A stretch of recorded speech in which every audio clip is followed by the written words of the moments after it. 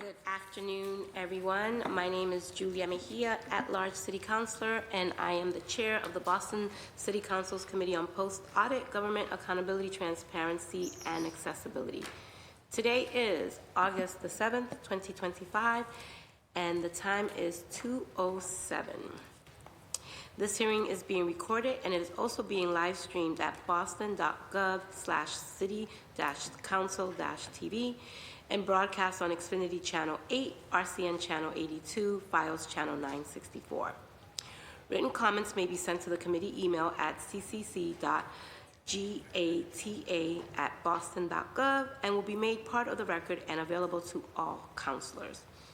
Public testimony will be taken at the end of this hearing. Individuals called will be called in the order in which they signed up and will have 2 minutes to testify.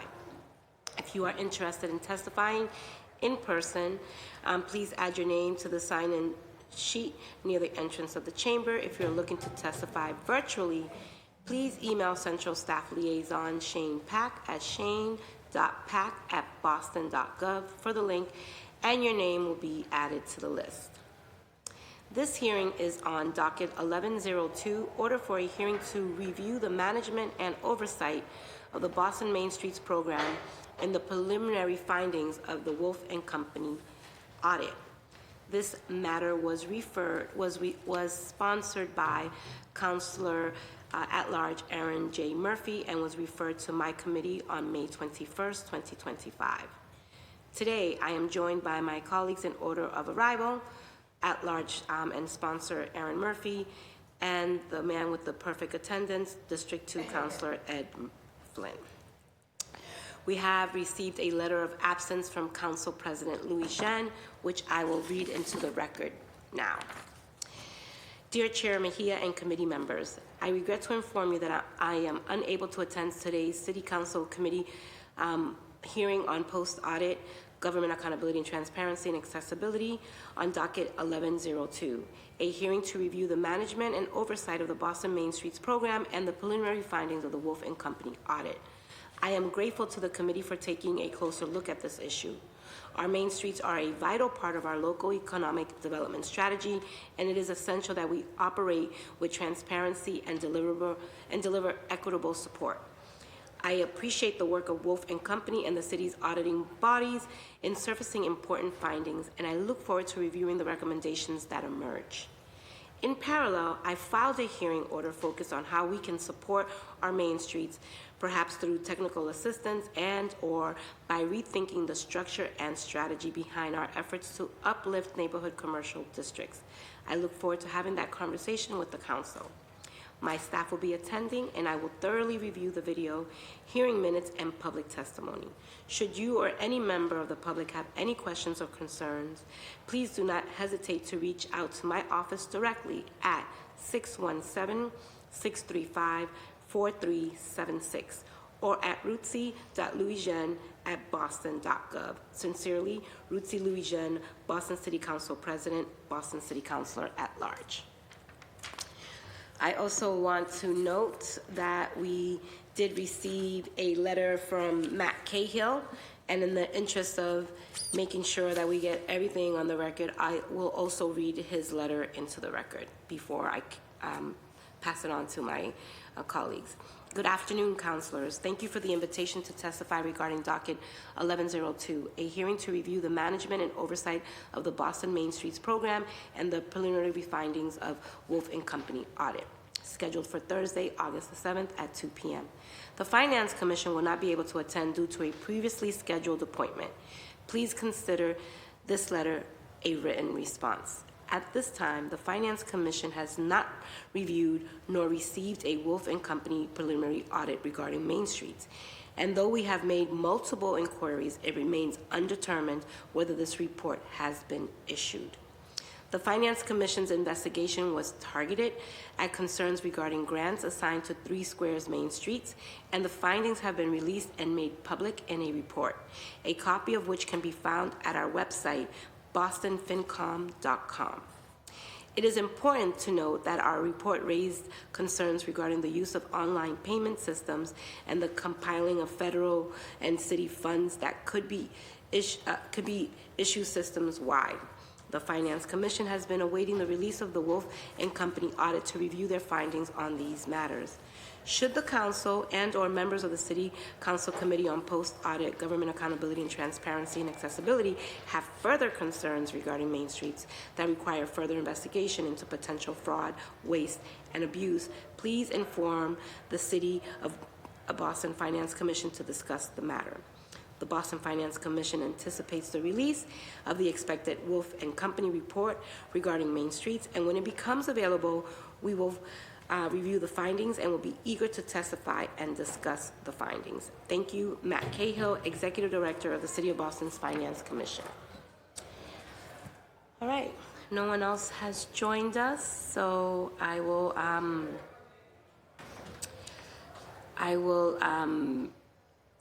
just kind of like level set. Today's hearing focuses on the financial oversight and accountability of Boston's Main Street programs following the allegations of misconduct at 3 Squares Main Street and the need to ensure transparency. While dozens of Main Street organizations continue to operate with integrity, supporting small businesses and strengthening our communities, we must ensure that every public dollar is managed responsibly. As a council, it is our duty to understand what went wrong, evaluate the effectiveness of current oversight systems, and identify ways to improve transparency and accountability. We look forward to hearing from the administration and working together to restore public trust and ensure proper stewardship of public funds.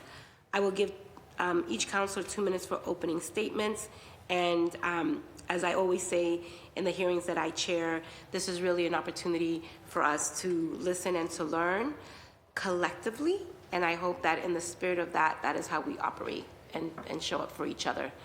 And if we don't, I will gavel us and redirect us to, I'm just teasing. Let's just begin. I will kick it over to my colleague, Councilor Aaron Murphy, who is the sponsor of this particular hearing. Councilor, you have 2 minutes. Thank you, Madam Chair. Thank you to the panelists who are here. Looking forward to this conversation.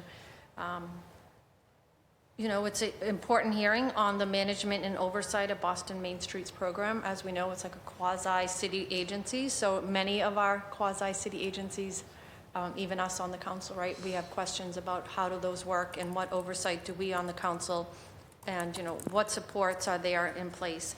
And to review the preliminary findings from the Wolf and Company audit, which we got in a letter several months ago, and what prompted me to file this hearing order.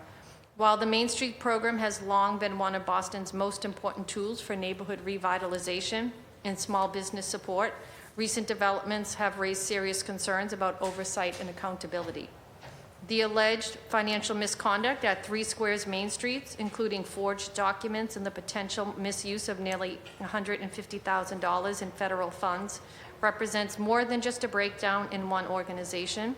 It may highlight systemic vulnerabilities in how we oversee city-funded nonprofits.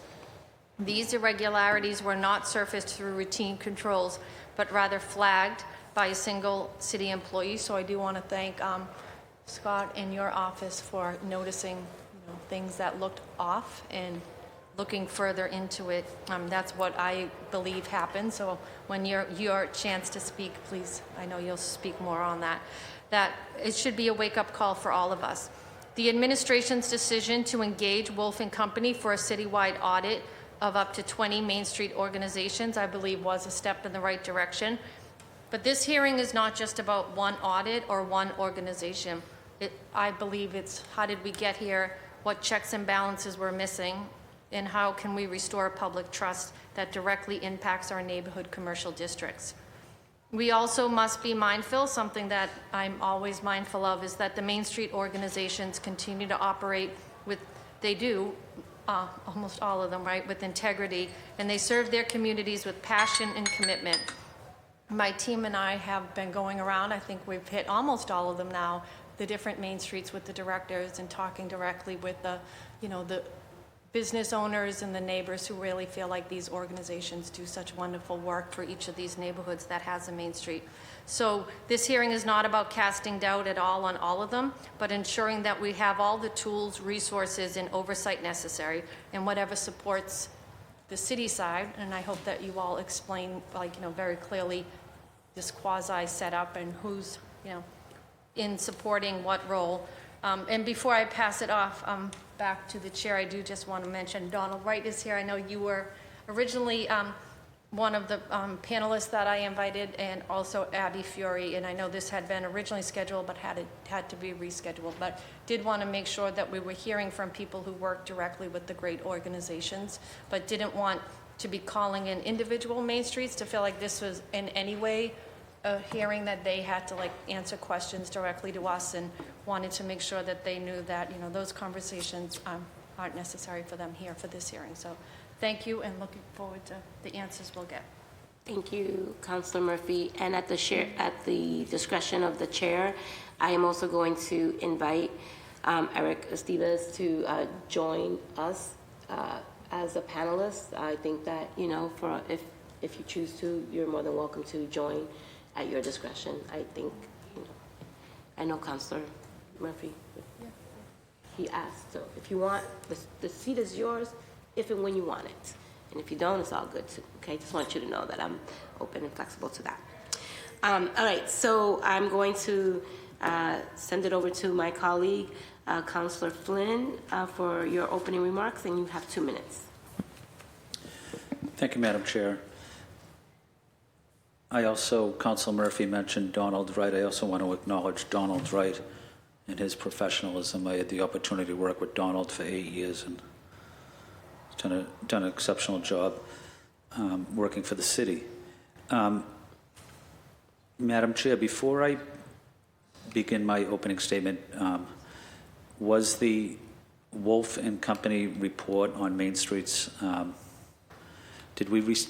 that been released? Okay. Do you have a copy of it? No, so I haven't gotten a copy of it. We don't have But I a thought copy. they were working on it. Okay, yeah, so I'm going to hold off on my opening statement because my opening statement was specifically on the report, so I don't necessarily have an opening statement. Thank you, Madam Chair. So then I'm clear, are we going to be examining the report, or are you interested in understanding the breakdown of what happened? Just so that I'm clear, because I'm going to be chairing this hearing, and I want to be very clear about what your expectations are, Councilor Murphy. Both, right? That the appropriate committee of the Boston City Council hold it to review the structure, oversight, and financial management practices of the Boston Main Streets program was also part of it. And thank you, and do you believe that you have the appropriate people in front of you to be able to discuss such a thing? At this moment, I believe I do. And if I feel as though, or if you all feel as though our questions are ones you can't answer, I trust that you'll let us know that, and then we can decide from there if that, does that work for you? Yeah, I just want to be very clear that as the chair, my job is to facilitate a conversation. I don't send out the invites. I don't determine who is in front of me. So it is at the discretion of the administration and the sponsor of a hearing to dictate who shows up. And so I just want to make sure that I have all the right players and that we're going to have a fruitful and productive conversation based on your expectations. I hope so, yeah. Okay. I know Matt Cahill did send a letter, but wasn't able to attend. Okay, But great. I think so. All right, so then I am excited to announce that we just have one panel. Okay, y'all, we're gonna get through this today. All right, so Get we right have, to business. so we have the administration panel. Colleagues who I know are out in these streets doing the good work and helping to support a lot of our small businesses. I just want to uplift Alicia. You know, every time my office has called you all to participate, to show up, not only do you, but you bring resources and you connect with people. And I know that doing the work is not just showing up, but really connecting people to the support services that they need. And so I just want to thank you for your partnership. And just all of the work that you do in the city of Boston. So I'm happy to have Alicia Persino, who's the Director of Small Businesses, here with us. Chief Idiwu, our Chief Economic Opportunity and Inclusion, before he came here. He and I were causing good trouble. And so I'm happy to see you here in this chamber to help us walk through this process. And Scott Finn, our City Auditor from the City of Boston. It's great to see you. We've been spending a lot of time together, so happy to have you here in the chamber with us. And I guess we'll just kick it over to the administration for your presentation, and Then we can go through a round of questions. Does that feel good for everybody? Great. Great. So how much, I'm going to give you all 20 minutes? Well, the fun thing is that we do not have a PowerPoint slide to go through and take up 30 minutes. That's what Councilor Mejia likes. Exactly, right. No, I don't like PowerPoint, so just go ahead and speak from your heart. Just a couple of quick things that we're going to share. But, again, thank you for this opportunity. Thank you for calling for this hearing because for two reasons that I think we all agree on. One is the necessity of our main streets and the critical services that they're providing for small businesses in the city. And this is an important opportunity for us to laud the fact that processes and systems that we collectively have put into place caught something and corrected it. And so that's what I'm looking forward to talking about, how that happened and why it's good that it's set up in that way and how we can partner moving forward. And it's also an important opportunity to further educate folks on the Main Streets organizations themselves and their role, as you mentioned, Councilor Murphy, and what exactly happened, who was responsible, et cetera, et cetera. Before jumping into that, I just want to say that, we have had the great privilege and pleasure of working alongside many folks in this body on serving the 18,000 small businesses that are employing 125,000 people and generating $28 billion a year. As an administration, over the last 3.5 years, we've been able to disperse close to $35 million to support 1,500 businesses. More than 2/3 of those businesses are owned by women and people of color, specifically about 72% of those who received these dollars are people of color, 52% are women-owned businesses, and all of this money has been spread across all 23 neighborhoods of the city of Boston. And that would not have been possible without working with many of you on this panel, particularly, so just to say, we appreciate many folks on the council for working with us on that. For Main Streets in general, we'll delve into what they are, how they're set up, but important to note that these are nonprofit organizations. And so while the public perception, to your point, Councilor Murphy, may be that they are attached to city government or that they're quasi-entities, they are in fact separate 501c3 organizations, which is why we have the processes that we have set in place to catch things like what we saw happen. I had my first meeting with all 19 directors actually in the month prior to joining the administration that December, so I was working, I'm not requesting that to be paid for it, but it was a good meeting. We met for about 2 hours where they shared all the ways that they wanted to partner with the city and what they needed. And one of the things that these entities needed was additional funding. And so that's why we were proud that this body approved and we invested $5 million to make $5 million available to support the Main Streets, to add increased funding for operational capacity. Many of these Main Streets, their directors. For many of these organizations, they are the only person running these organizations. So this funding not only allows for better wages for them, but also allows them to hire additional staff or vendors and contractors. It also allows for other items that Alicia will go through in terms of breaking down that money. So finally, I'll just say that we are very happy to be here because this is an issue that we all agree on, again, that the Main Streets are doing really important work. And, I say to the directors all the time that, I came in here after, when COVID was winding down. Our Main Street directors really did yeoman's work to not just save lives, but livelihoods. And so we have been proud to work with all of the directors. And at the same time, we appreciate members of our team. I love Donald too, so I'll say that for the record as well. Appreciate the work that Alicia has been doing. We appreciate Abby, but also, and I hope you'll learn the names of all the folks in the small business team, Hans and Emily and not just Abby, but Libin and Lindsay and who am I missing? Weldon and Demarius and Ron and Tom and so many other folks who are working overtime, literally, to work in conjunction with our small businesses and help them succeed. So with that, I will turn to Alicia to say a little bit more about our Main Streets in particular to help guide this conversation and, again, further educate the public on what Main Streets actually are, and then we'll head to Scott to close us out. Great. Thank you, Chief, and Thank you, Madam Chair, for the opportunity to speak about the Main Streets program and really the work of our Office of Small Business. So just to provide some context and background about the Main Street program, Boston Main Streets was established in 1995, and it was the first citywide urban Main Streets program in the U.S. So when we're talking about nationally, we are looked at nationally as a staple for urban Main Streets, really setting the record on how public-private partnership between a city can be to help with economic vitality. This is a partnership between Boston businesses and property owners, residents, organizations, and institutions. I like to say that it's the nexus between community development and economic development.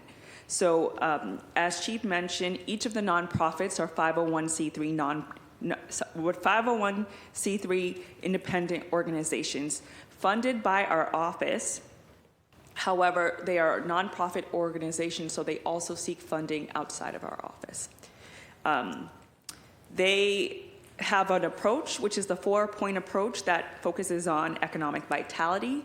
So that looks at capital, incentives, financial tools to help businesses, development, creating supportive environment, design, so supporting the community's transformation. You'll see a lot of that throughout their neighborhoods with our beautification grants, a lot of cleanup work, the banners along Blue Hill Ave. There's in Fields Corner, there's the art on the ground, on the street, which was like a very, very busy intersection. So really thinking about what ways can we beautify our neighborhoods and promote our commercial districts. Promotion of our Main Streets, so looking at how are we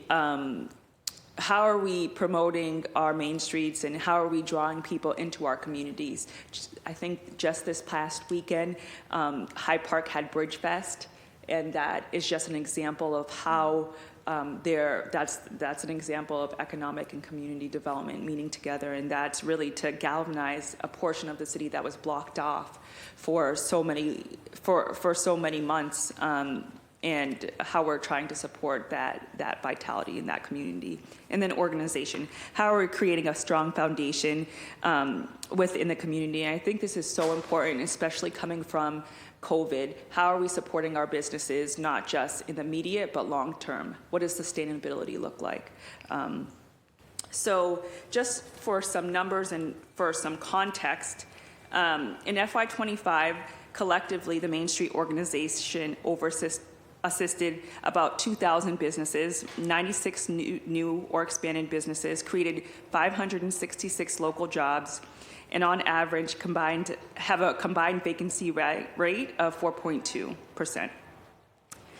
They held 399 public events with a combined attendance over 127,000, with over 14,000 volunteer hours.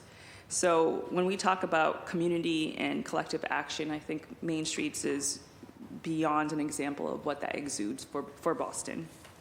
And then to just want to talk about funding. So each Main Street organization has a one-year grant with our office.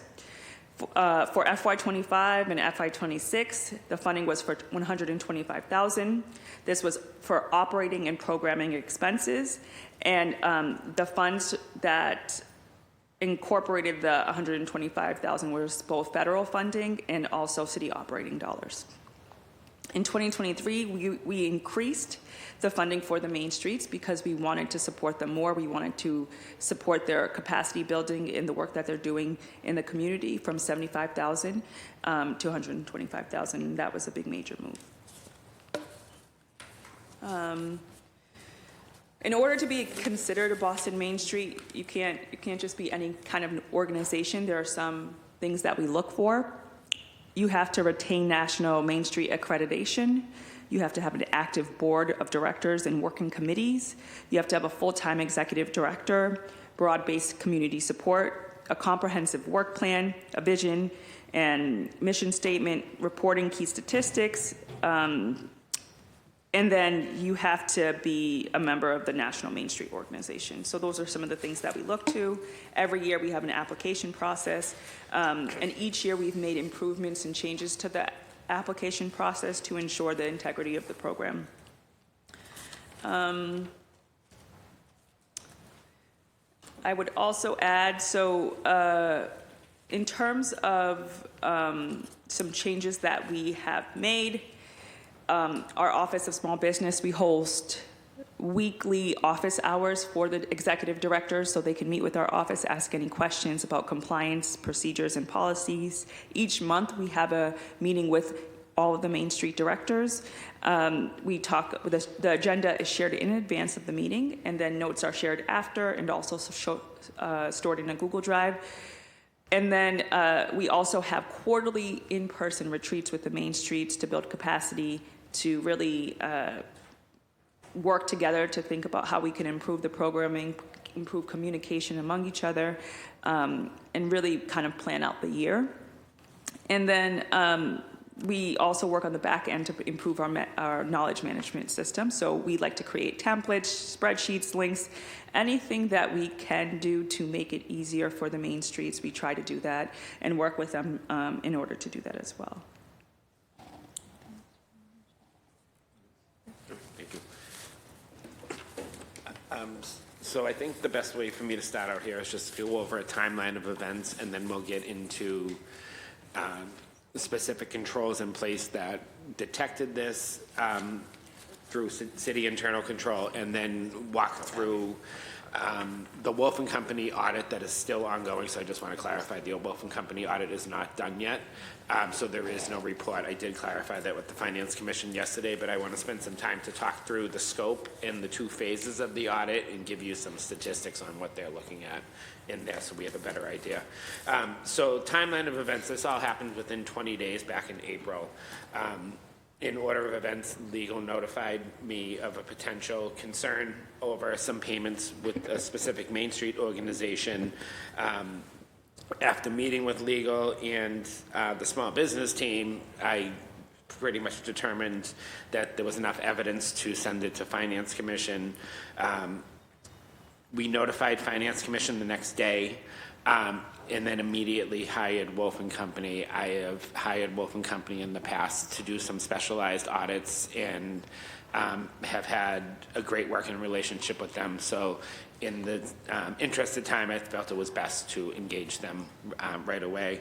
Finance Commission issued their report. The day their report was issued was actually the day that this audit did begin. And so that was all between April 10th and April 30th of this year.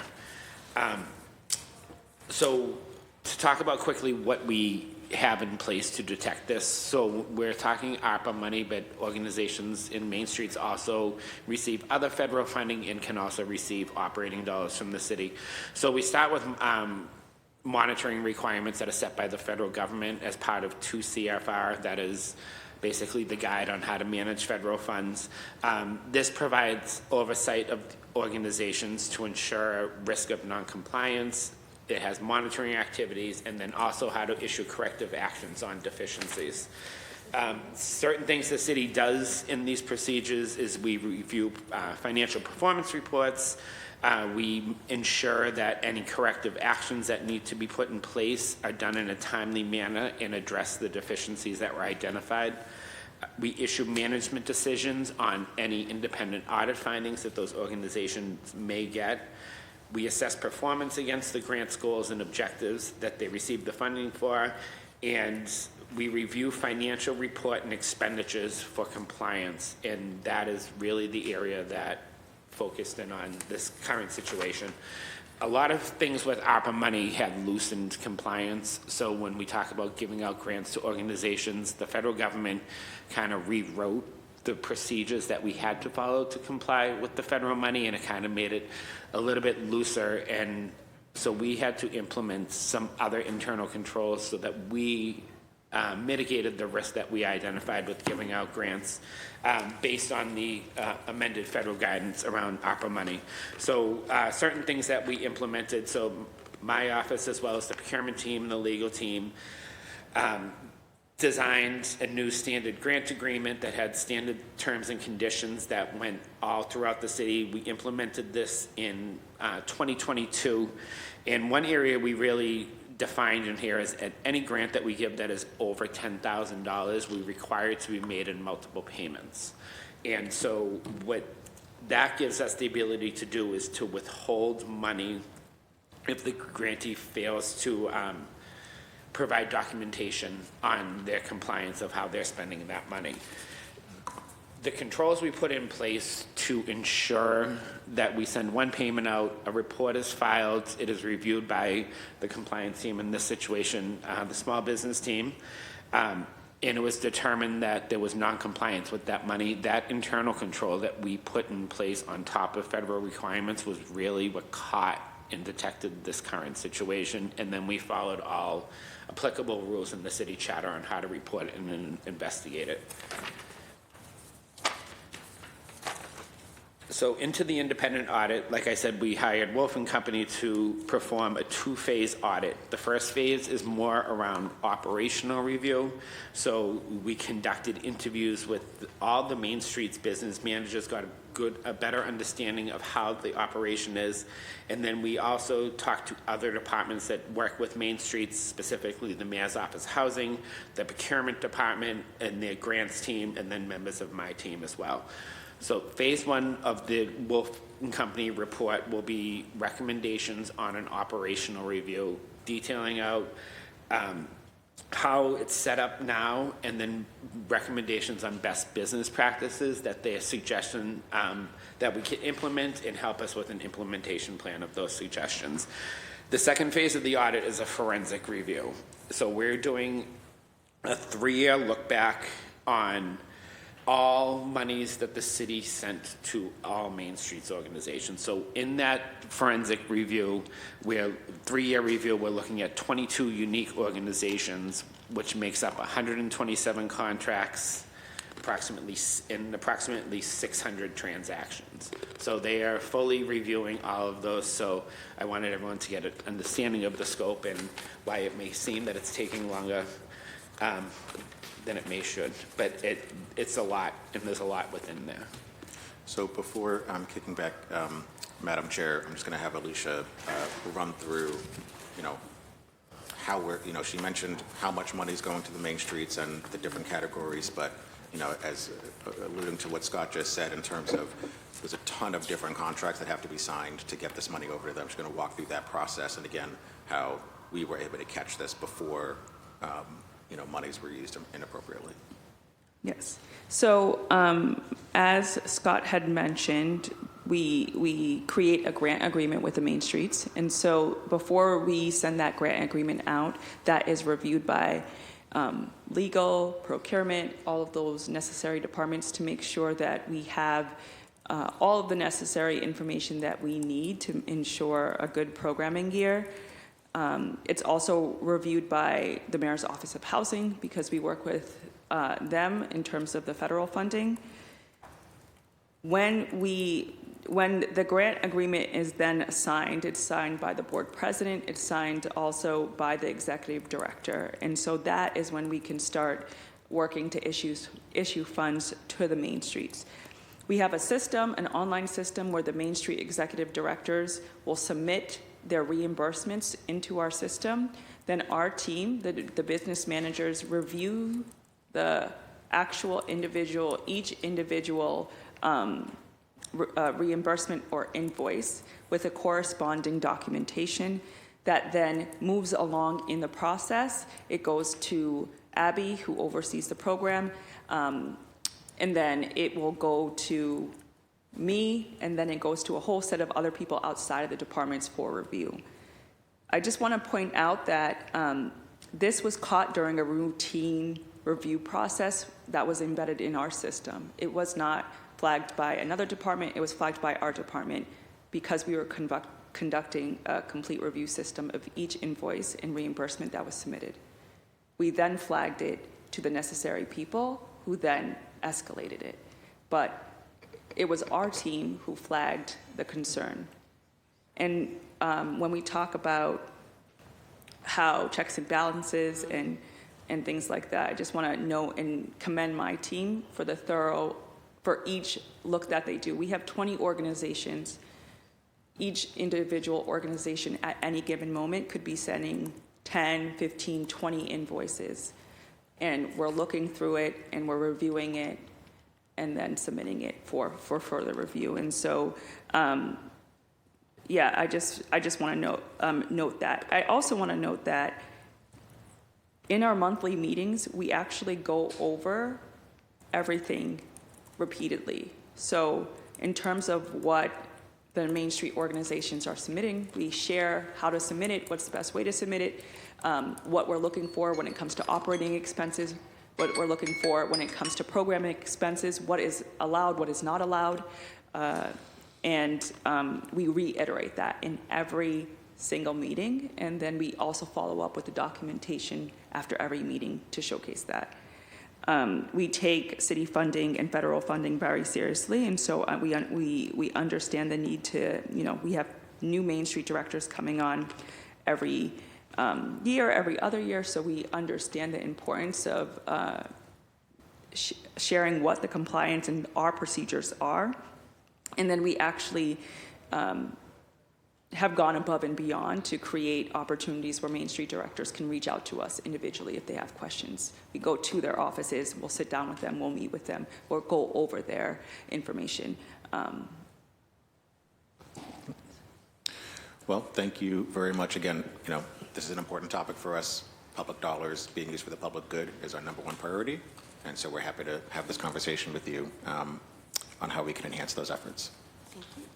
Thank you. And I want to acknowledge that we've been joined by Councilor District 4, Councilor Worrell, and District 6, Councilor Ben Weber. And I also want to note that we also received a letter of absence from Councilor Pipping.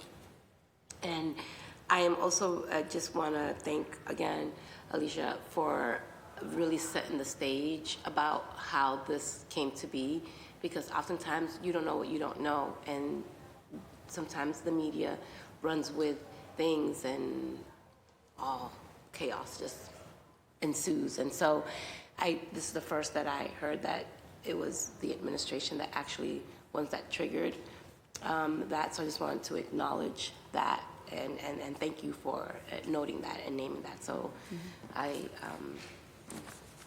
duly noted. So I'm going to kick it over to, unless my colleagues have any opening remarks. No? Okay. So I'll kick it over to the lead sponsor for your line of questions. You have 7 minutes. Okay, thank you. Thank you for your presentation. I have my questions, and as you're speaking, I added some more. But and you mentioned, and we were proud, and I think unanimously here on the council passed, knowing that the 75 went up to 125,000 that the city gives each year to our main streets. And you said there was a breakdown between city funds and federal funds. How much of the 125 is from city funds? So 25,000 is city funding. And is the 100 from opera funds that we temporarily had, or are those grants that we know will continue? So the federal funding is from community development block grants. So ARPA is separate funding that we have. So the 125 is just city operating dollars and CDBG dollars. And you said that one of the systems in place, and thank you for spelling that out, is you don't give it all at once. Is it just the 25 you don't give all at once, or the federal side also, all of it? The federal side is all reimbursable. Okay. So I just want to add to that, Councillor, and thank you for that, because I neglected to mention why we even added the asked for the $5 million to invest in them. Again, not only were Main Streets reporting that they weren't getting enough funding to execute their mission, it was also because all of that 75 was CDBG, which can only be reimbursed. So it was inequitable because you had, for instance, Roxbury Main Streets or Grove Hall Main Streets, which suffer from not being able to draw on a lot of money from neighboring businesses, but Rossi and Westy can. You have to spend 75 to get it back. So this allows us to make sure that people get money up, a little bit of money to do their mission. To spend. Yeah. Exactly. Okay. So I misspoke, my apologies. So 42,500 is operating funds. And then 57,500 is federal funding. Okay, thank you. When I've spoken with many of the Main Street directors, they say, and it's true, that like all nonprofits, they have to have a strong board, and they themselves have to be good fundraisers, because it's never going to be enough to carry out the mission. And I know each neighborhood has a different mission, but at the end of the day, how do we support our businesses to thrive and have, like you mentioned, the amount of employees, city residents who work at these small businesses, the goods and services they provide, and the character, right, that they give each neighborhood is so important. But many will say that covers their salary. So of the 125 we know they're gonna get, that they don't have to fundraise. They can rely on that money each year. They also all have office fronts, right? They all have stores. Does rent come out of that also? I know many will pay their salary, or some have told me that their salary has to come from fundraising, which doesn't always come in at the rate maybe they want, because they're using the 125 maybe for rent or, other expenses. So could you break down what expenses are covered, or if anything outside of the 125 we give, we may offer? Yeah, that's a really great question, but I think that if there's, I am just going to ask this question. You guys do not oversee Main Streets in their day-to-day budgets, or how they allocate and what they pay for and what they fundraise, or do you? I just want to make sure, like, if the question, especially, just Right. want to make sure that the question is appropriate for the people who are in this room. Right. And if you know it, then great, share it. And if you don't know it, then I think that's a question that we could put out to make sure that we get the answer for you, Councilor Murphy. I just want to be clear about. Well, you do meet with them, right? You're part of the meeting, so I would think you. Right. Well, to both of these questions, which are both, I think it's an important question and a good clarification. So, and Alicia will correct me if I'm wrong, which is 98% of the time. But, we award a certain amount for them to use for operating. So we're giving them 125, but you can't use all 125 is not operating. And we do set limits that you can't use more than, for salary, et cetera, because what we can, again, these are nonprofit organizations. They are not a city agency, so we cannot bear the burden, to your point, of just funding every expense. So, of course, the board and the directors make a decision on how they allocate the funding that we give to them. Yeah, so 25,000 of the 125 is strictly for programming. That means we want you to use this 25,000 to do programming in your Main Street. Then 42,500 is for operating and admin costs. That means you can use it for, whatever admin and operating costs you have. That could be rent or something like that. And then the 57,500 is the CDBG or the federal funding dollars. And they can use that also for rent, or the copy machine, or the coffee when they have their, that can be used for anything also? The money should not be used for food. Well, I'm just going down the list. Yes. But Right. every Main Street Yeah. gets they are given a list of here are the appropriate Right. ways of using this money, yes. Yeah, we have, I can share that list with you, but we document what each expense can be used for. And then we work with them so they understand what each bucket can be used for. So it reminds me a lot about our councils that are attached to our community centers, who, some neighborhoods, some councils are very able and willing to raise a lot of money. And many people also don't realize, when, say, the Condon Community Center is sending their kids to, skiing on the weekend, or the Leahy Holleran is bringing their kids on a field trip, that all of that is coming from outside funding. So when you're in different neighborhoods and realize that, they're not able to provide the same funding, it's that understanding I think we all have to come to, that it's not paid for by city dollars, even though our city, right? So it is important to kind of understand. And it brings me to, were there red flags already, right? We have a range of Main Streets. We're going to always have a range in everything, right? And that some are thriving, and we know, and many times the directors at those who may be struggling to fundraise outside of the 125 are probably working even harder. So it's just harder in certain neighborhoods to get the funding, and maybe some of their businesses aren't at a place, especially coming out of COVID, to maybe be as supportive that they may have been in the past. So how do we kind of balance, set that? And was there a red flag in this case leading up to it, knowing that we do already have a lot of systems in place? Like, was this Main Street already struggling? Well, so I think there are all good questions, and I'll tackle each of them very, very quickly. I know I'm known for talking a lot. So one thing is, I know Councilor Mejia called out or uplifted Eric Estevez, who's here today.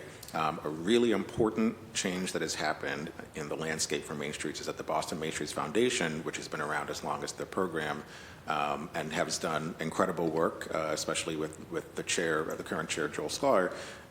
This is their first executive director. And so there's, the vision that's being implemented, the day-to-day operations that are being put in place and carried out, a far cry from where the foundation was before.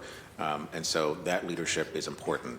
The reason why I'm mentioning it is that the other things that we're doing, exactly to this point about, some organizations are in a better place than others, is that, again, I'll bring up Roxbury Main Street and thinking about Robert, where especially in that particular community, you can't just be focused on small business, right? They are operating as a nonprofit of focusing on all the issues that are surrounding them, and so that's impacting his workload as well. So one of the things that we've been putting together to be helpful is helping folks on the on board management. So again, because these are nonprofits and the relationship historically has been, well, you're a nonprofit, you go, we're cutting you the check and that's it. We are being way more engaged and finding our own monies through the wonderful budget that you continue to pass. We appreciate you. But to be able to hire folks to help on the board management piece so that if they're not off alone having to do that by themselves, organizational development, to help folks do that for the organization, fundraising, et cetera. And we're working hand in hand with the foundation to determine what the best and appropriate way is to help them do that. In particular, the Three Squares, yes, Three Squares is they're in a challenged community, and so we're also struggling. But that's not to say that because they're struggling that this was inevitable, because it's not, because no other entity has found themselves in a place to have to do what happened here. And it's unfortunate that it happened. And I know that the former director now, of course, did not want to be in that position either. But what is important is that the controls we have in place right now caught this, and that we are working to stand up all 19 of these organizations so that they're all functioning at 100% capacity to better serve small businesses. Thank you. Thank you. And I want to acknowledge that I did give Councilor Murphy a little extra time for those folks who are tuning in. She is the co-sponsor. She earned it. But I do want to be mindful of just making sure that my colleagues also have a chance to ask questions. So I'm going to go over to Councilor Flynn for his questions, and you also have 7 minutes. Thank you, Madam Chair. Scott, you mentioned when you found out about, when the small business found out about this, they notified legal, and then legal notified, well, your office notified the Finance Commission, is that right? Yes. So the small business, Alicia's team caught it originally. They did catch it, I shouldn't say originally. They did catch it. They notified legal notified, sent me a message, and then by charter, I have to turn that right to the Finance Commission. Okay. Then it was federal funds, is that accurate? So the initial review that we were doing was ARPA money. It was an ARPA payment. The situation at the specific Main Streets is that they only have one bank account, and they also receive CDBG money as well as operating dollars, so we can't assume that it was one or the other. We have to take the position that it was a mix of commingled funding. And then how did the federal government come into the debate? How was, or let me rephrase that. How was the federal government notified? So everything goes out by media, and any federal government involvement, I can't comment on it this time. Well, since it was, or maybe to the chief, since it was federal funds that were used, did the city notify the federal government? Yes, And how did they do that? through ARPA reporting. Oh, okay. There's a standard form? Yes, and there will be, and it will also be in, it will most likely be communicated in our single audit for fiscal year '25. Okay. And besides this report from the Wolf and Company, so that report is ongoing, it's not done yet, but is the federal government also doing an investigation? We can't comment on any actions that the federal government may or may not be taking. It is federal funds, though, that were misused, is that accurate to say? Correct. So it's only natural to assume that the federal government is doing an investigation on main streets in Boston, is that accurate? I think, Counselor, if you would like to make the assumption, you are within your rights to do so, but we cannot, speak to any actions the federal government's taking. We're here to talk about city actions. Okay, I am too. I'm here to talk about city action, but I want to know if there's an ongoing investigation taking place, whether is the city of Boston, they're also doing an investigation, is that accurate? The city of Boston? Yeah. We are doing one, yes. Yeah. Is the state of Massachusetts? No. Okay, and you can't comment on the federal government, right? And so this funding does not come through the state, where most of our federal funding does come through the state. If it was passed through the state, I think we would be in a different situation on the state answer. And Councilor Flynn, just to make the best use of your time, maybe some of the questions regarding federal, we can just put a pin on it, and we can make sure that as part of the committee work, we can dig in a little bit deeper. So you don't want me to ask those No, questions? it's not that I don't want, I just want to make sure that you use your time That's most fine. effectively. I have no further questions, Madam Chair. No, I'm trying to be helpful. No, thank you. I have no further Because questions. I want you to make sure that you get what you need, and right now, they don't have any answers regarding the federal, they can't talk about it. So I know, just I was trying to dig deep into, and get more, asking a question, then a follow-up, that's how I get the answers, Okay, then, I'm sorry. is through the I follow-up. didn't mean to disrupt your flow. Continue. Okay. So on this case that is highlighted, is it accurate to say 42,000 was city money and 57,000 was federal money? Is that? So in this specific case, we were looking at ARPA money, which is unique and on top of what Main Streets normally gets, one-time funding for COVID relief. And so the specific payment that was in question was the initial payment from ARPA money, and it was $32,000. But we cannot assume that only Okay. that $32,000 was misused. So that money comes in from the federal government into Boston? Correct. And then Boston sends it to the Main Street program, basically, right? Through a process, but yes. Okay, and they send it through the mail or they send it electronically? It all depends on how the Main Street has the option to receive it through ACH or by paper check. Okay. And that requires a number of approvals, Counselor, just to add to that. Okay. Is the person that was involved in the Three Squares Main Street, I'm just reading from this hearing order, was that person identified, the alleged person that? Yes. Okay. Yes. And is that person still working, or is he?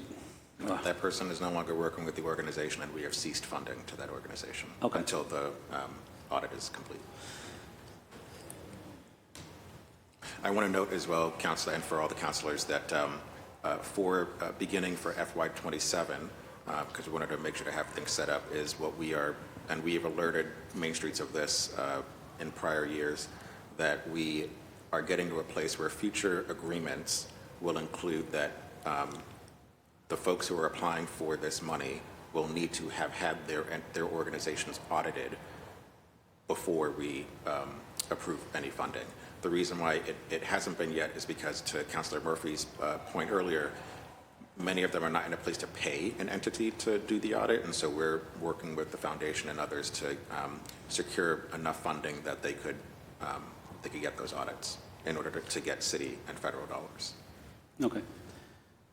So the potential misuse of, $150,000, has that money been returned back into the Main Street program or into into the city of Boston treasury, basically? It eventually will be, we will ask for it back. It has not yet, but eventually we will. Is it safe to say that that person probably spent it on whatever? At the time that we had banking records from them, there was not much money there. Okay. Is this an isolated incident? In my opinion, as of right now, it is. Thank you. I have, my time is up. Thank you to the panel. You will do a second round? Yeah. Okay, great. All right, so we're going to go next to Councilor Rohrell, followed by Councilor Weber, and then I have a few questions myself. Thank you, Chair, and thank you for being here, and thank you for your support in small businesses. And it's great to hear that our processes, or the city's processes, caught this. And you kind of started to touch on this around what new processes have been implemented.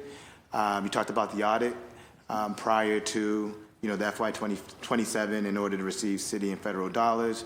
The main streets will have to go through an audit. Can you talk to me about any other new processes or requirements you're looking to put in place?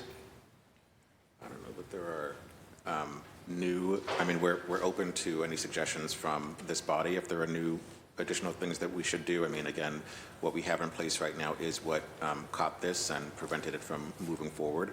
But I think the audit will also help us not only understand how our dollars are being used, even though we have existing processes to understand that, but also how other dollars that the main streets are taking in are being utilized, whether it's in furthering, the monies that we're giving them or being used in other ways, appropriately. But again, we're open to recommendations, but we also don't want to continue adding layers that then make it impossible to be supportive. Yeah. Right. And then some of the changes that we did make were, so we required that the organizations update their bylaws and policy and procedure manuals. We also are working on doing internal risk assessments for the organizations that receive federal funding, so we added that to the grant process as well. Nice. Awesome. And I know, Chief, you spoke about possibly working with the Greater Main Streets Board, the National Board, on the audit piece, and the updating of the bylaws, Director, and the internal risk assessment. Would that be something that the city helps provide, just knowing that they are nonprofits? Yeah, I mean, so for the three different buckets, the organizational development, board development, fundraising, we can't do it for them, but what we do want to do is work with an entity to create templates. Okay.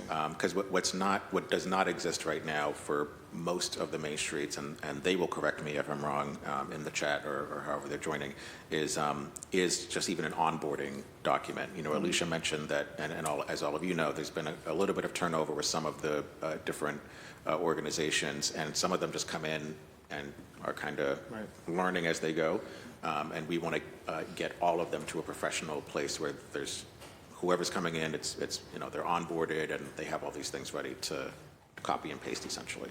Awesome. So building out a large portion of the support in the internal processes that hadn't existed in the past. That's So right. I do appreciate that work and look forward to seeing that work implemented. I have no further questions. Thank you. Councilor Rohrell, Councilor Weber, you now have the floor. Thank you very much.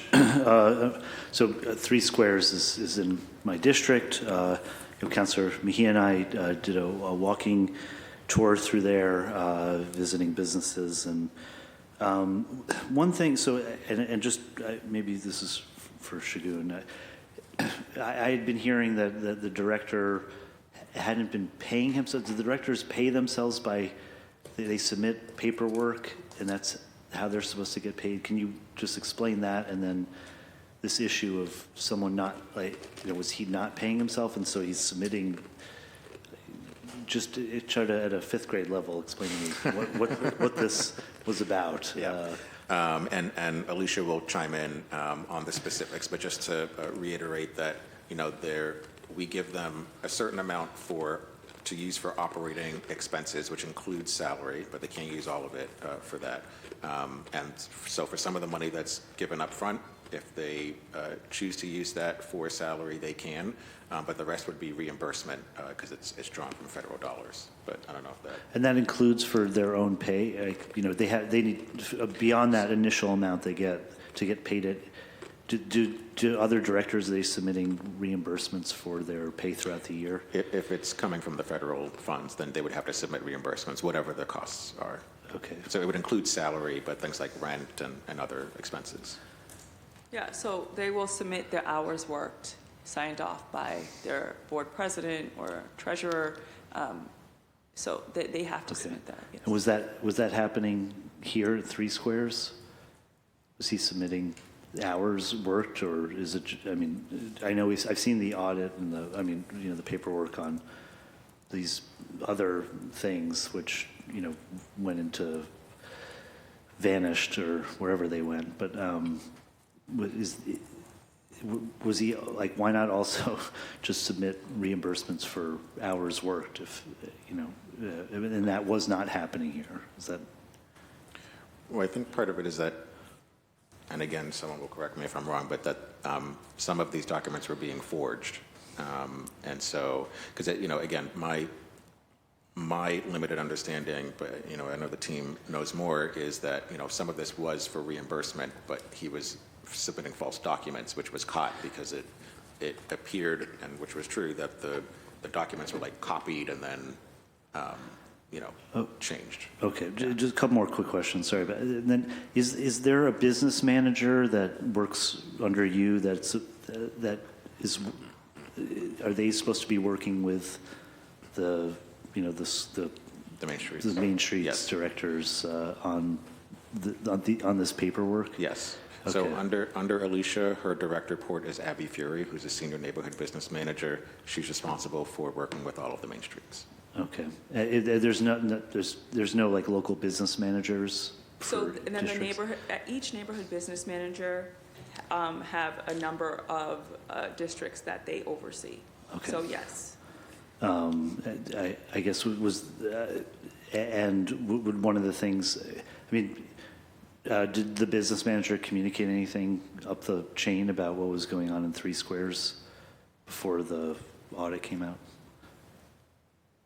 Well, so in terms of the paperwork, that's what goes through Abby. She's the one who's, reviewing the paperwork that's coming in, either approving or not approving, and working directly with the Main Streets directors. So she's the one who caught this paperwork, but I'm not sure that the neighborhood business manager themselves would have seen what was happening. Well, in terms of, I think Councilor Murphy was talking about differences in the Main Streets and how they're functioning, and I anecdotally heard that there's a difference in the sort of, it depends on who the business manager is, the local one in your region or whatever it's called, and so in terms of what kinds of help you can get.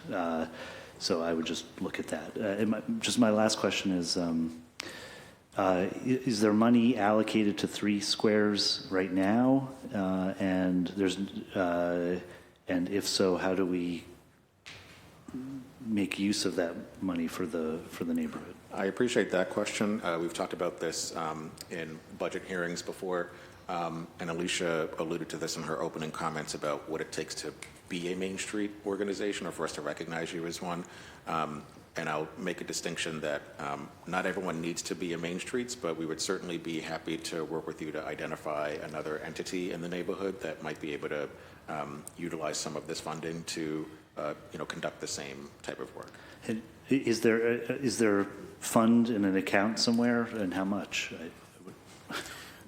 So what I will suggest is that, again, as I had mentioned earlier, we have weekly office hours for Main Street directors to meet with our department and ask any questions that they have. And so it's upon the Main Street director to schedule the time, if they have questions, if they have concerns, to meet with our office.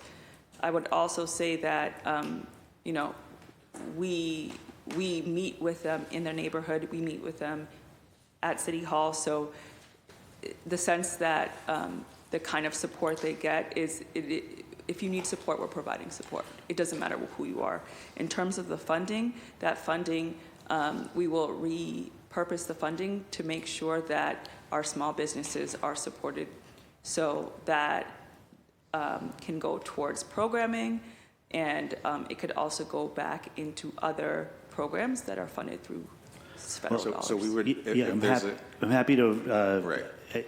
help identify or talk to people, in the neighborhood about who, who. But I'm just, so it's been 2 years, or since that area has benefited from its main streets. I think is that, and I just was wondering if there is.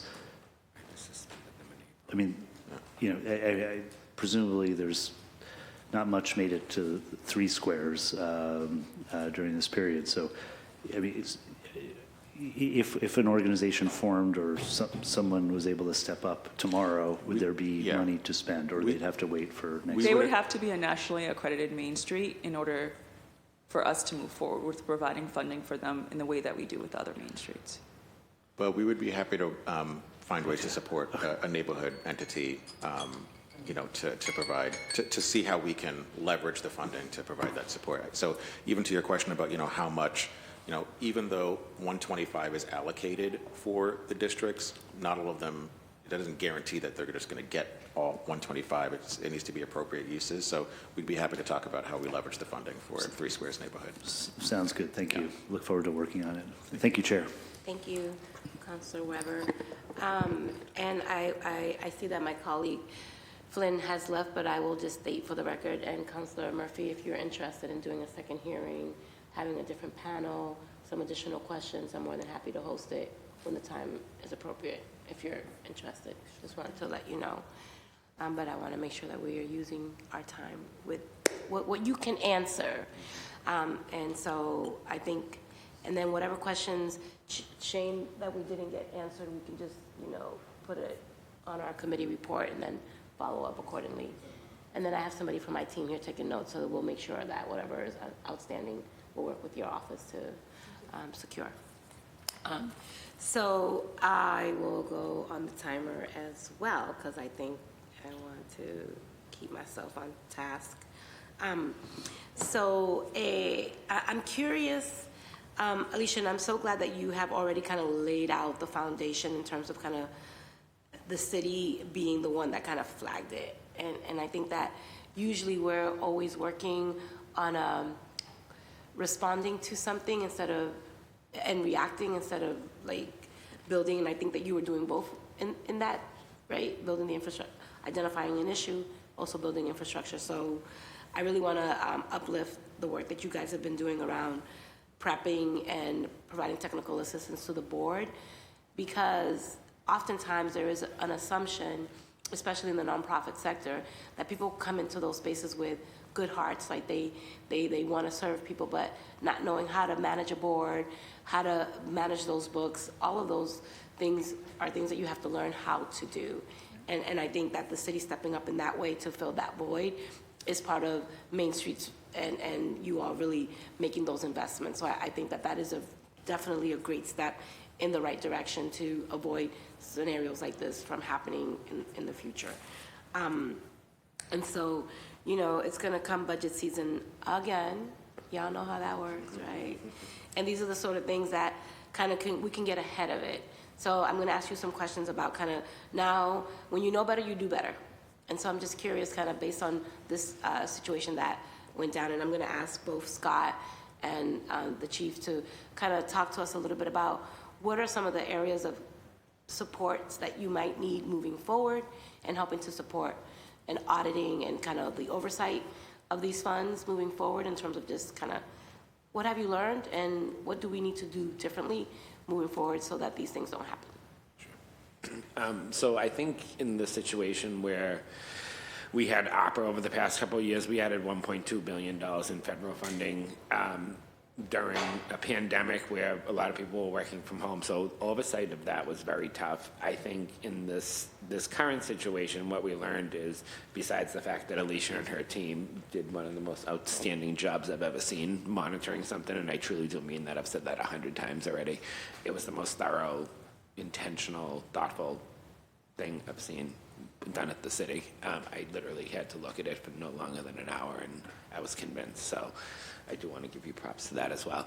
And so I think, Alicia's team is one team, and so we have a lot of federal funding all over. So I think education of all city staff throughout, and how we can provide education to city staff as well as technical assistance to the recipients of our funding is somewhere we can always work to improve on. Not to say we're not doing a good job, but there's always things to learn.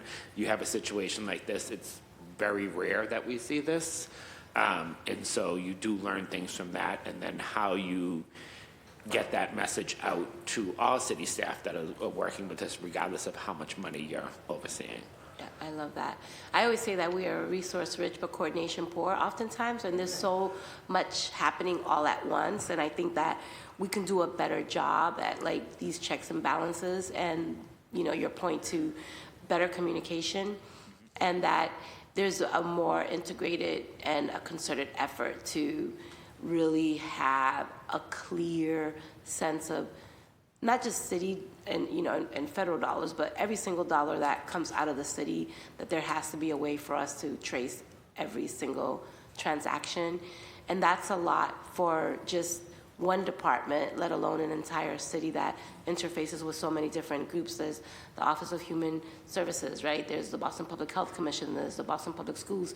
There's everything and everyone that would need that level of education. So I think that it is fair to say to have maybe a smaller department that's just dedicated to the financial oversight. I know we have FinCom, but that's an outside entity, but that is looking more at a proactive approach to helping to support, so that Alicia and her team don't have to be Inspector Gadget and doing all this work, which I'm glad that you did, but it necessarily doesn't always have to fall on you all. So to that point, Chief, would love to hear kind of what your thoughts are around some building of that better infrastructure. Well, I mean, listen, if this council wants to grant more dollars to the small business team to, because Councilor, you bring up all the time, which I agree with, the return on investment. Mm-hmm. And, as I started off my comments today, I think, the work that this team has done with the same amount of staffing that we had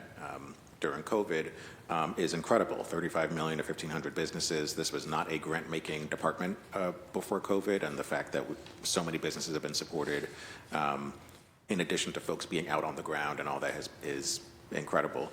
But to the question specifically, on the Main Streets question, I'll just say a couple things. One is, again, I'm going to uplift the Main Streets Foundation, because not to put Eric on the spot or say he needs to go raise $50 million, but to say that we, the foundation, we are working to have an even stronger partnership, so that the foundation is also finding ways to directly support the organizations. But I'm looking forward to Council President Louis Jean, and I know she filed a hearing order to talk about the structure of Main Streets, because even though we're investing this new $5 million, the way that it's set up, that we explained earlier, is not working. And I think the directors would say the same thing. That's why we focused on, again, and appreciate your supporting it. We've been looking at the infrastructure piece and making sure that the organizations are set up appropriately. But then again, I've said at previous hearings, and if Councilor Flynn decided to remain, he would agree that South Boston doesn't have a Main Streets. Charlestown doesn't have a Main Streets. And we have not wanted to create new entities in something that's not working. We want to make sure that the structure is working first before we add. And then again, you have some Main Streets that, Hyde Park, and a shout out to Tien for her innovation and thinking about Bridgefest. But that Main Streets covers Cleary Square and a little bit around that area. But you got Walcott Square down the road that she goes out to talk to them, but they're not part of the original charter. Most of Hyde Park Ave is not covered. Look at Dorchester, Blue Hill Ave, huge stretch not covered by any main streets. So again, we've not wanted to create new things to, in a broken system. So our focus has been on infrastructure. So certainly there'll be a time where we're coming to you all to say, hey, it would be great if we had additional dollars, but right now the focus has been on infrastructure. Yeah, and I don't want to take your time, Madam Chair, but I would also point out, and I've said this to the main streets, like their win is our win. We are working towards the same thing. We want our neighborhoods to be vibrant. We want our small businesses to be successful. So their win is our win.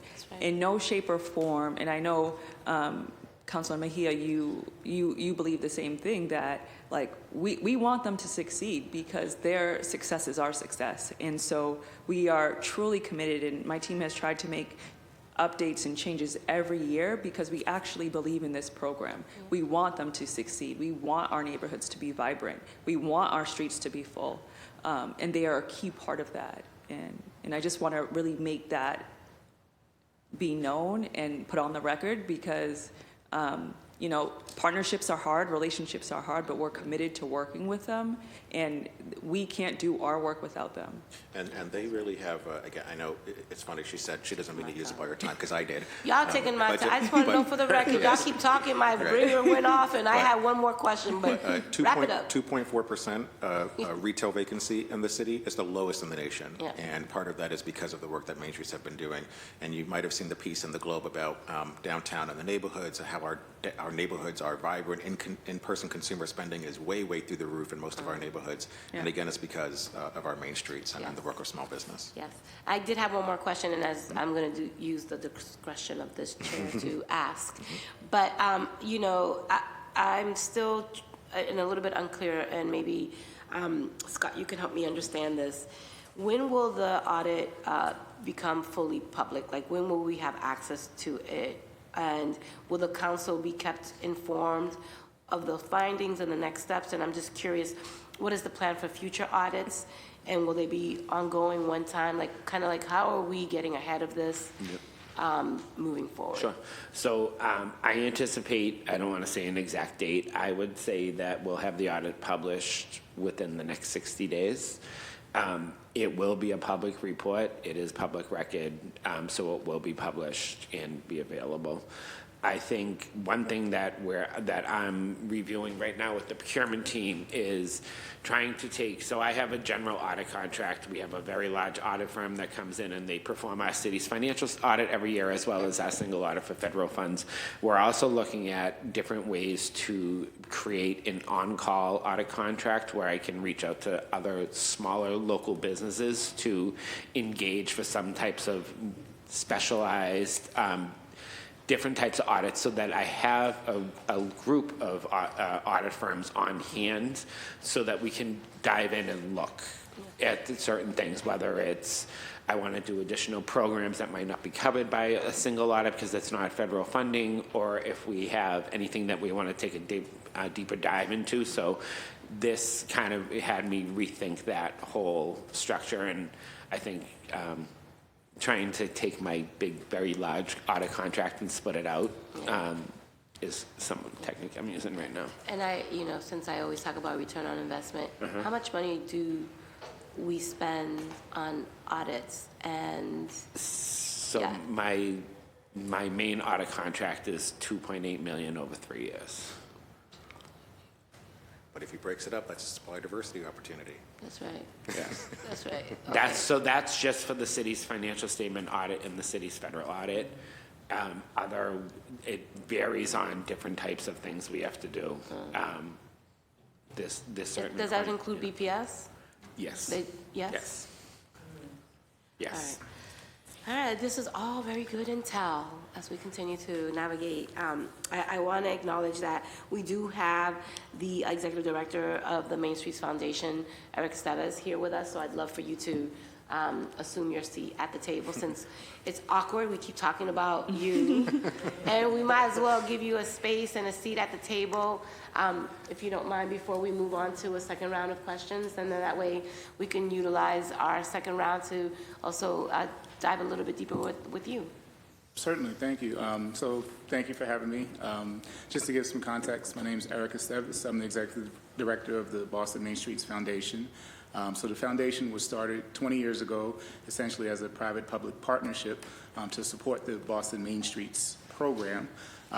It essentially was run by a volunteer board for 18 of those years. So I just joined as the first staff person in 2023. So I think I've brought more kind of presence and visibility to the foundation, and was essentially tasked with helping to increase the fundraising, but also to Alicia's point of relationships are hard, really cultivating more partnerships and relationships with the Main Streets districts, but also other partners in the small business ecosystem. So for me, I just wanted to provide that context because often there's a perception that the foundation, similar to the city, oversees all of the Main Streets districts, but we do not. However, to Chief Edel's point, that does pose an opportunity in terms of what the future structure could be, because there's certainly an economy of scale that could be leveraged by changing some things to provide some more controls, risk management, and better oversight. But that's going to be a hard process to figure out, but it will be a necessary process. I think the first thing I'd say is the executive directors of the individual districts are phenomenal, with high integrity. So I think this certainly was, I think, an anomaly in terms of a one-off incident. And yet there's a capacity constraint. They are primarily single-person led entities. Very few of them have more than one employee.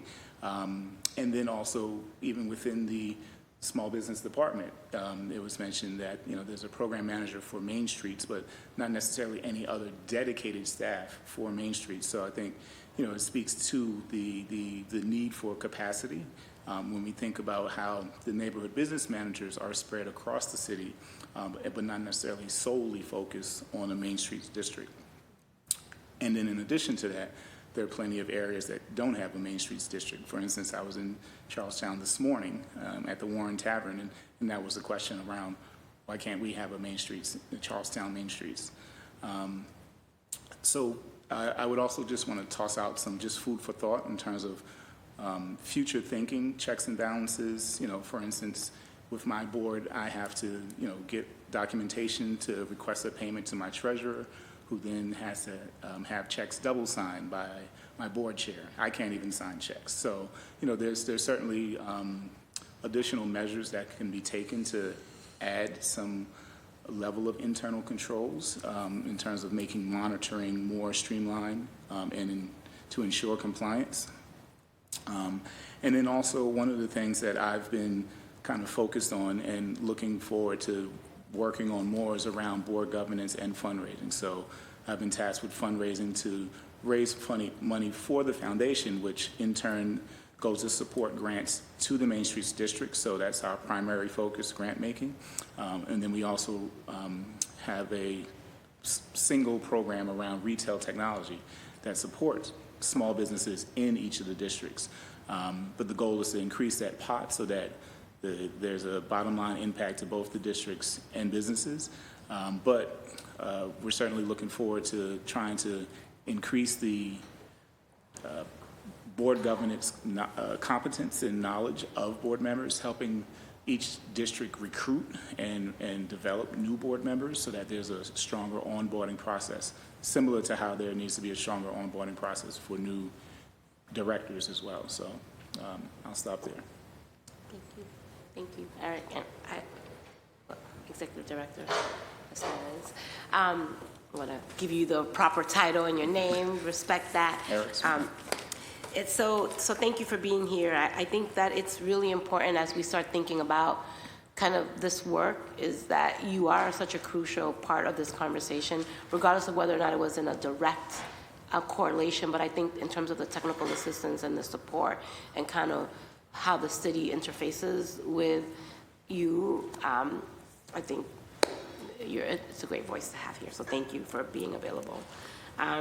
I would like to, just in the interest of making sure that we're mindful of our public testimony, do you mind if we only have one person sign up for public testimony, so we don't hold them hostage, and then we can come to a second round of questions. Is that okay?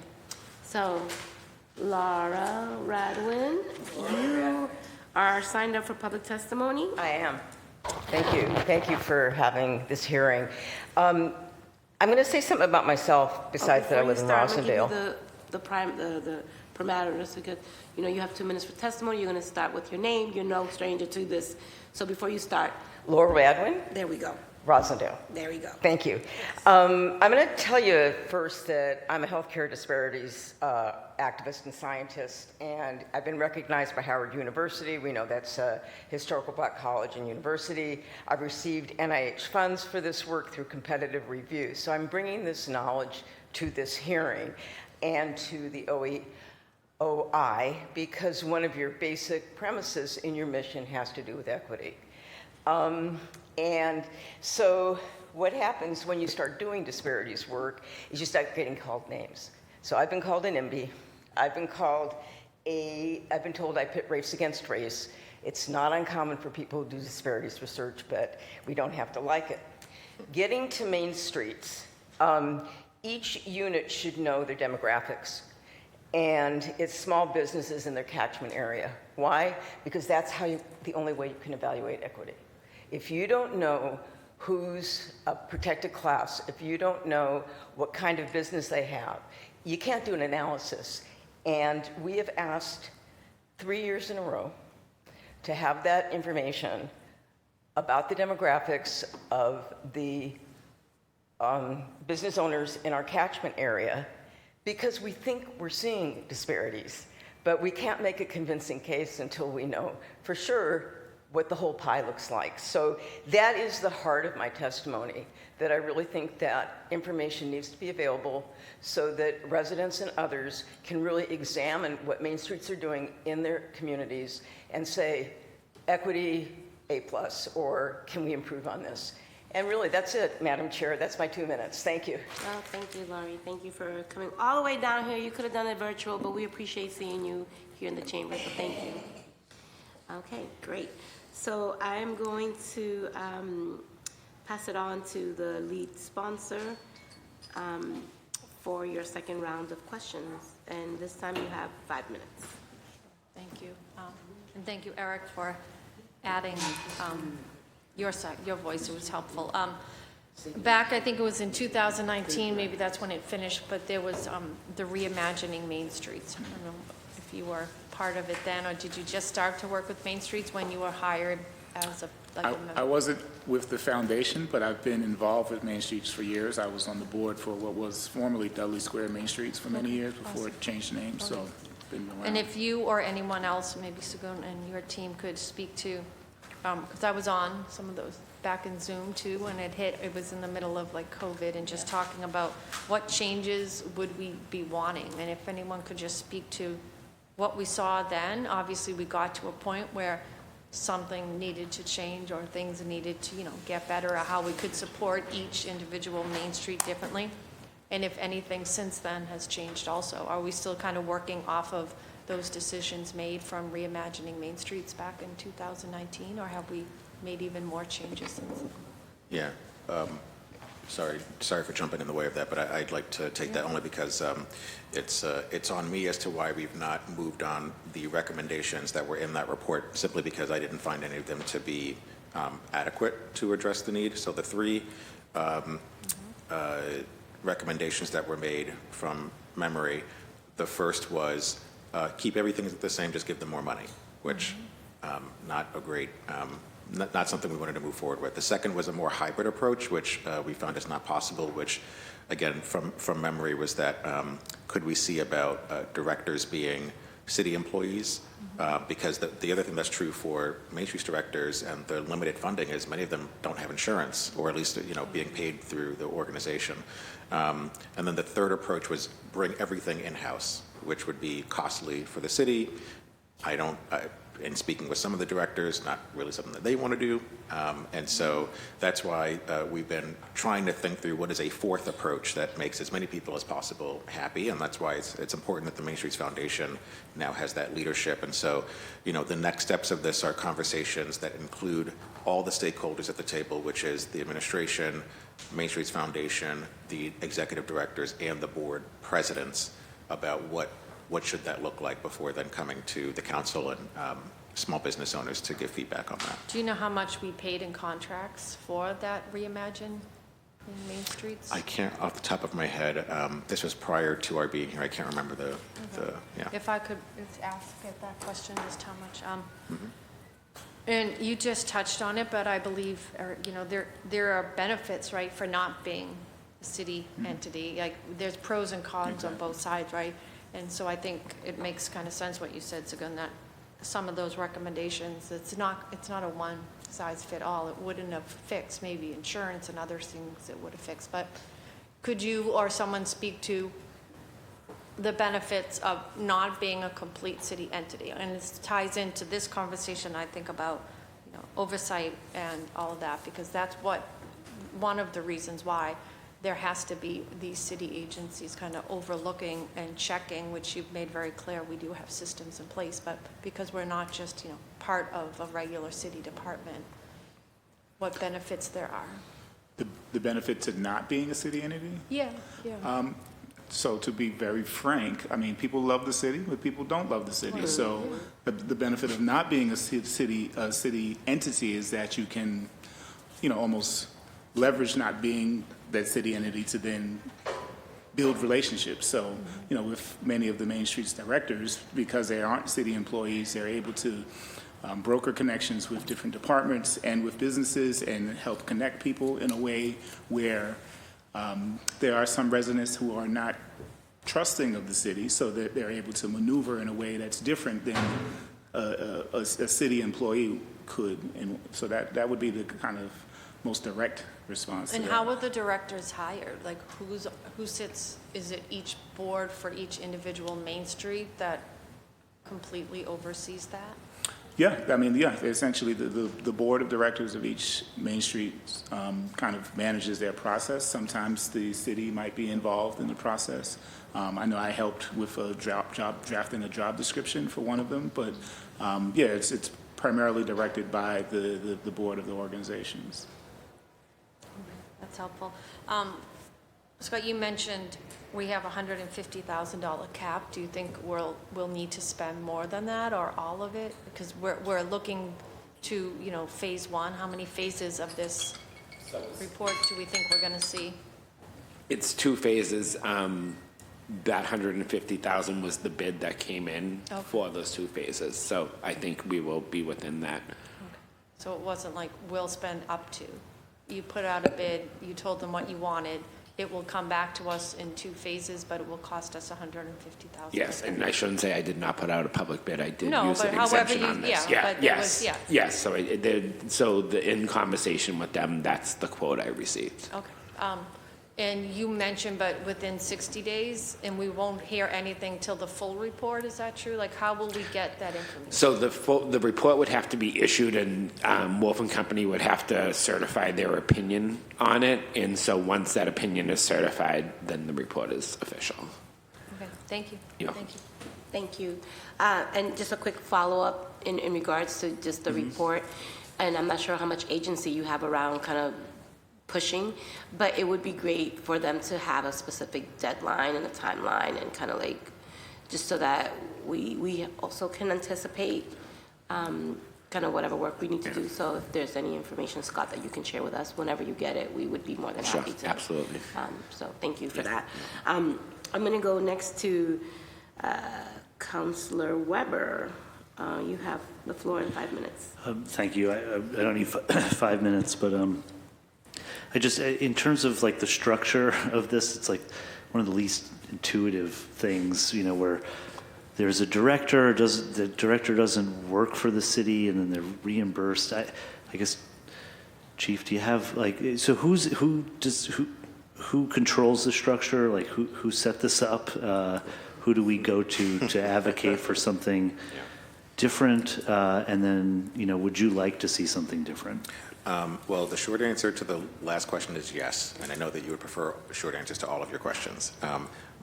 So yes, it would be great to have a different structure that works for everybody involved here, because I don't think anyone likes it. In terms of how it got set up this way, the history of this is that Mayor Menino brought this, as a councilor, brought this idea to the city, started this in Rosendale, and then different main streets have just popped up on just a randomly, I would just say, right? There hasn't been, to my understanding, there wasn't like a strategy where someone said, okay, this area needs one this way. It's just residents came together and said, we want a main streets, and that's how they popped up. That's how their catchment areas were determined. The city played no role in that. They figured that out when they formed their nonprofit, when they filed for their nonprofit status.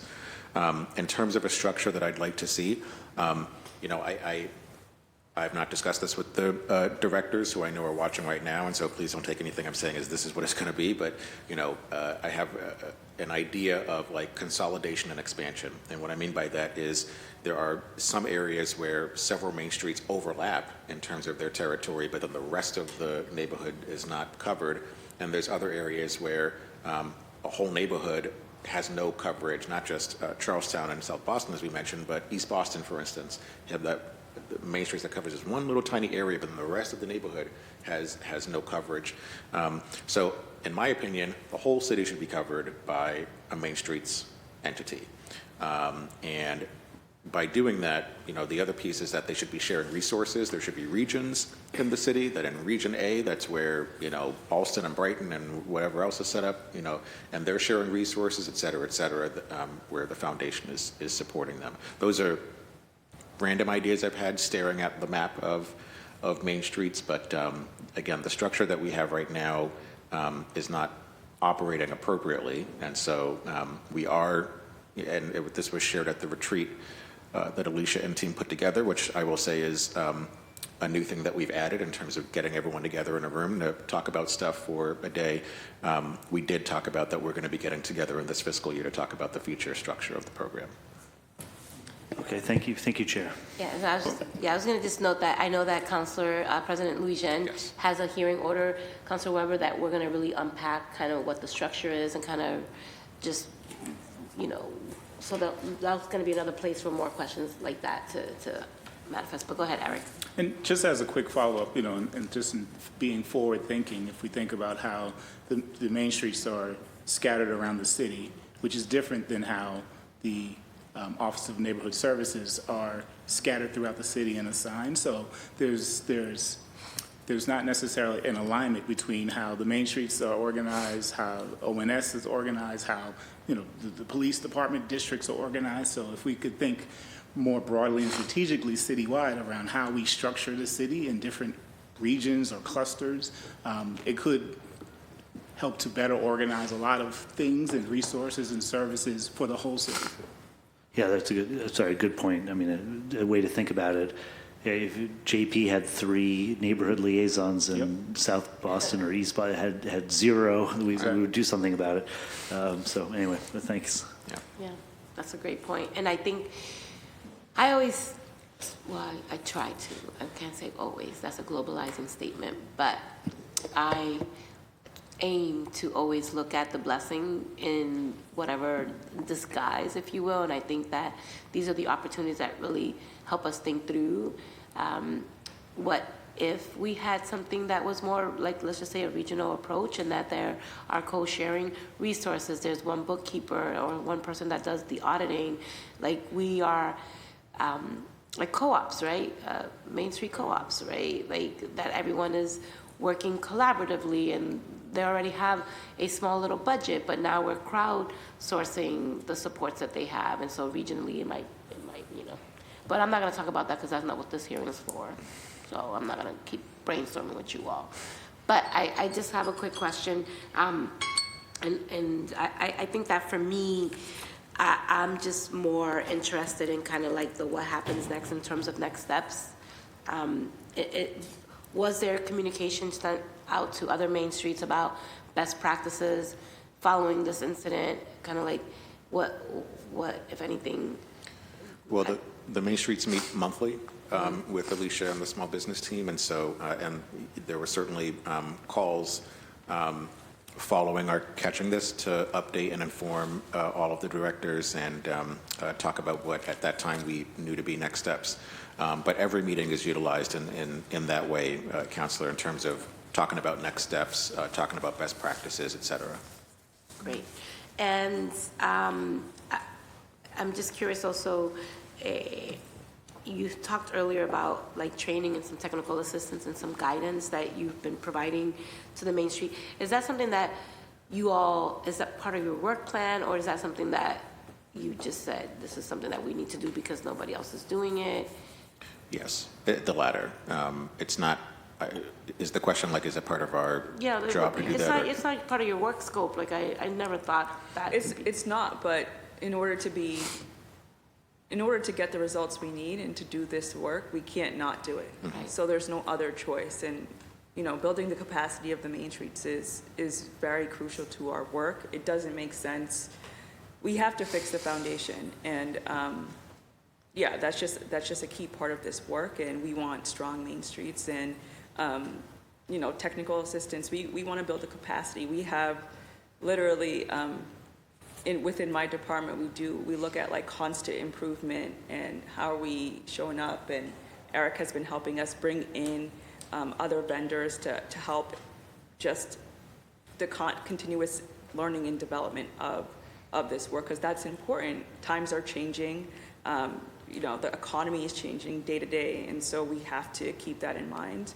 And I think this work is stronger if we're doing it together. So, all of this capacity building is so important because, again, it's about sustainability. If somebody leaves tomorrow, what's going to happen? And so that's in the back of our head with whatever we're doing. Yeah, I agree. And I don't want to keep you all here any longer than you need to be here. I think that my colleagues did a really great job at asking questions regarding the hearing order. And I am going to give my colleague an opportunity for closing statements. Thank you for being here. Looking forward to the audit to find out, what the breakdown was. And I did hear a few times, though, that like the foundation is broken, right? So I do think we need to look deeper into what it is we think is going wrong. And then when you mentioned that, we spent a lot of money and a lot of resources for reimagining Main Streets and decided, even what they brought forward, we didn't take any of those recommendations. So if it's keep this in committee and have another hearing, because I do think knowing, what thoughts we had and why we thought the foundation was broken would give us maybe a lot of insight into what was happening. And I do just also want to uplift that we never want to be repetitive, right? Like, we have a city of Boston, small businesses. We have Chamber of Commerce's in many neighborhoods across the city. So Main Streets, although they do amazing work, and the directors, I just want to uplift them and Abby and all the work that they do, and they bring such amazing resources to those regions, that they represent.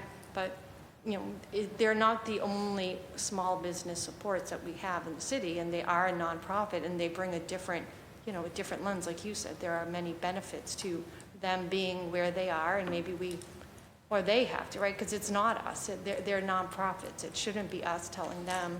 It should be, your board and supporting you, I think maybe even as residents, not just as our entity here in the city. But just looking forward to seeing how I can support, each Main Street individually, which is something my office has always done, and want to continue to uplift all our small businesses across the city and just get to the bottom when we see the audit of, what really happened and how do we make sure that that doesn't happen. There's not a lot of money that goes to these individual Main Streets. We already know that. And most of it goes right out the door for rent and other things right away. And there's a lot of work to get fundraising at a point where they can then provide the resources the businesses come to them. And many of my walkthroughs, it's from, broken windows, leaks, actual physical needs that each small business may need, even though they're renting from an owner. So those relationships I saw, like you mentioned, I think some of you in your presentations, that it's not just working directly with the business owners, right, and helping them with their business plan. It's working, with the community, the churches, the real estate agents, helping with their rent and other supports, digital access, language access. So it's a lot. Thank you for all you do, but we'll continue to make sure that we're getting it right. So thank you. Thank you. And I want to know for the record that My assumption is that Counselor Murphy was not saying that the foundation was broken. The foundation of the Yes. work that we're operating Thank in, you. but not the Main Streets Foundation. I want to clarify, not his foundation. That the infrastructure. The infrastructure, no, I'm clarifying that. Not the foundation. I know, but I'm telling you, the people hear things and they're like, oh, his foundation is broken. That'll be No, the headline your- tomorrow, is the foundation is It's broken. broke. Boston Main Street's foundation is broken. Yeah, it's not broken. For those who are tuning in, I don't want that to be the headline, so Yeah. just, it's not broken, your foundation. Yeah. But the foundation and the work that we are doing is, that's what Yeah. we're referring to, not the Main Streets Foundation. Okay, so I just want to thank everyone who participated in today's hearing. We learned information about both the challenges and the opportunities within our Main Street programs. And while concerns remain, this hearing is a step, I believe, towards greater accountability and stronger oversight, and hopefully renewed trust in public. We look forward to continuing the conversation and tracking the outcomes of the audit, Scott. So soon as, we're anxiously awaiting it and working together to ensure these programs serve our communities with the integrity that I know we all want. So thank you for your work. And this hearing on docket 1102 is adjourned and will remain in committee. Thank you.